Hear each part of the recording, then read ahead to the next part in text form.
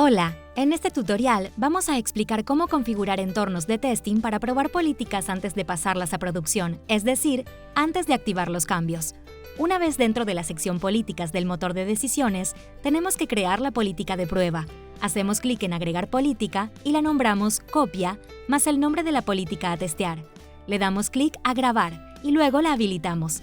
Para ver más en detalle cómo generar una política nueva, te dejamos en la descripción de este video el link al tutorial. Aquí ya podemos ver la política de testing dentro del listado. Para copiar las reglas de la política que vamos a probar, le damos clic a Editar trazas y luego copiamos la versión que necesitamos replicar haciendo clic en Copiar política. Para más detalle de cómo hacer esta copia, te dejamos el tutorial Cómo copiar una versión de una política en la descripción de este video. Una vez generada la copia, al hacer clic en Editar trazas, vamos a ver que en la política de testeo que creamos figurará la versión nueva.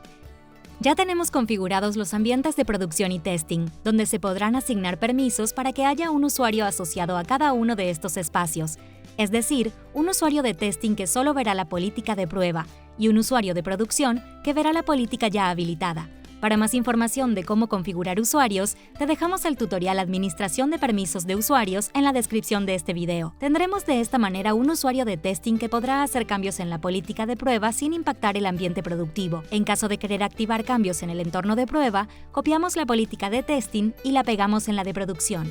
En este tutorial aprendimos a configurar entornos de testing para probar políticas antes de pasarlas a producción. Gracias, nos vemos en el próximo tutorial.